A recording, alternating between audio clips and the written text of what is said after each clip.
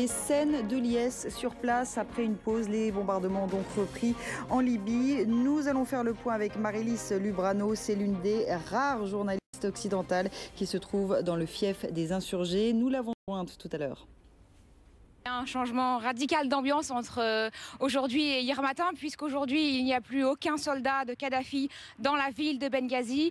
Ils ont été repoussés par les forces spéciales de l'armée régulière libyenne et par les habitants de Benghazi hier vers 14 h. Quelques combats de rue avec les miliciens fidèles à Tripoli s'en sont suivis, mais depuis ce matin, depuis les bombardements opérés par la coalition internationale contre les positions de Kadhafi à 40 km au sud-ouest de Benghazi, tout va bien dans Benghazi et les habitants célèbrent leur victoire contre Tripoli. Justement, on a vu ces scènes de liesse, le V de la victoire qui est brandi, ces insurgés qui enfin reprennent espoir. Marc de Chalvron nous le disait tout à l'heure, on a l'impression d'un retour en arrière finalement avant la contre-offensive de Kadhafi. Est-ce que vous pouvez nous raconter un petit peu comment ils le vivent, comment ils vivent ces bombardements, l'espoir qui a repris? Que vous disent ces insurgés? Ce qu'ils disent, c'est que maintenant que Kadhafi a perdu sa contre-offensive contre Benghazi, il ne pourra plus reprendre la main. Les habitants ici se sentent en sécurité. En effet, ils ont l'impression que Kadhafi a perdu face à la coalition internationale. Ils ont l'impression également que la coalition est là pour les aider, pas simplement pour protéger les civils, mais pour aider les insurgés à résister contre la contre-offensive militaire et politique de Kadhafi.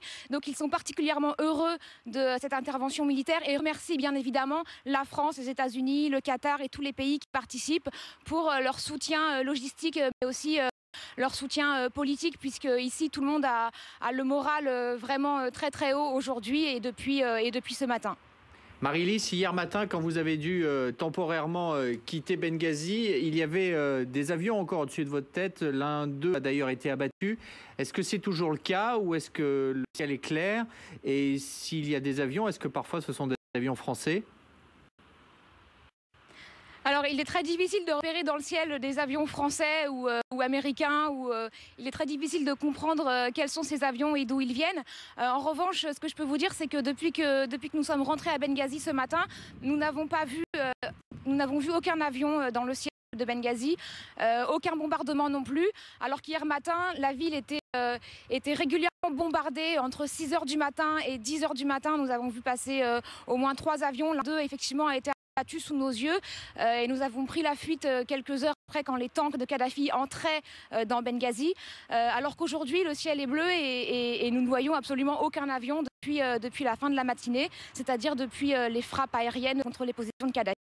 Alors, cette offensive, ces insurgés l'attendaient depuis longtemps. Certains sont un petit peu amers et disent que la coalition agit un peu tard, mais qu'il vaut mieux agir tard que jamais. Est-ce que vous pouvez nous confirmer que certains sont un petit peu sceptiques par rapport à ce qui se passe et que la coalition a peut-être agi un peu tard? Oui, évidemment, quand tout le monde a dû fuir Benghazi hier matin très très vite, sans même emporter de bagages, quand des centaines de voitures se sont dirigées vers l'est du pays, vers Tobrouk, vers Al-Baïda, vers Marj, effectivement, il y avait beaucoup d'amertume. Beaucoup de gens s'étaient réjouis quelques jours auparavant dans Benghazi. Il y avait des manifestations de joie, annonce de la résolution de l'ONU.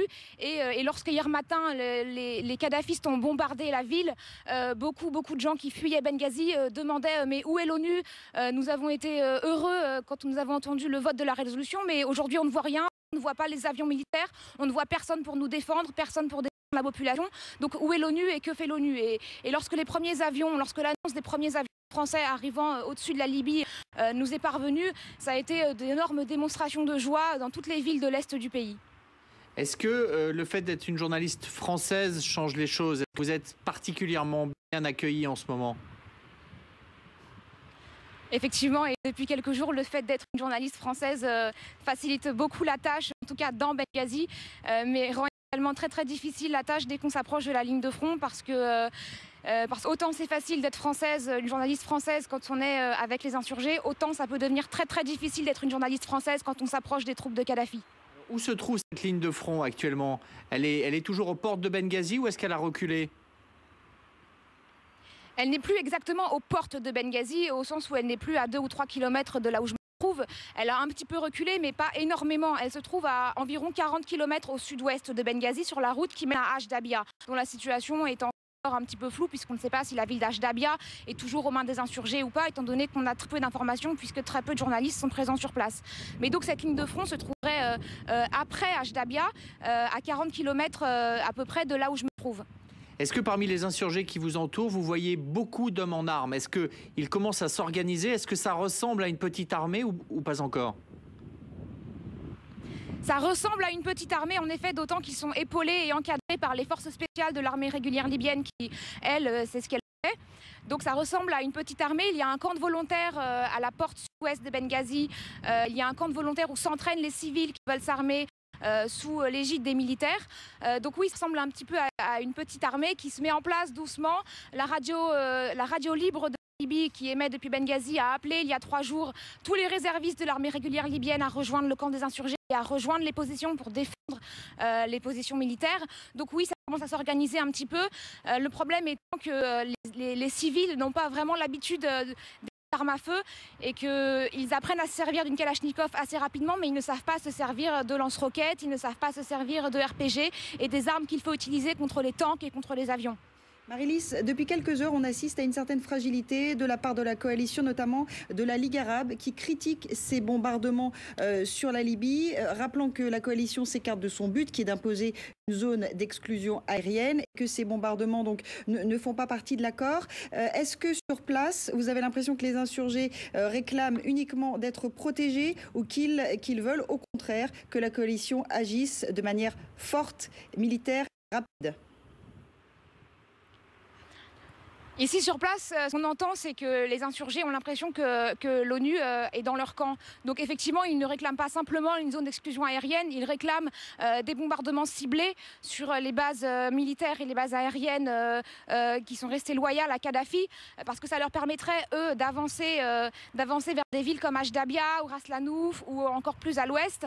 Mais l'intention n'est pas de faire la guerre, l'intention des habitants de Benghazi est plutôt de pouvoir atteindre ces villes, communiquer avec les habitants qui se trouvent dans ces villes pour vérifier qu'il n'y a pas de massacre et qu'il n'y a pas de représailles contre les manifestations qui essayent de se mettre en place encore aujourd'hui contre le régime de Tripoli. Pour décortiquer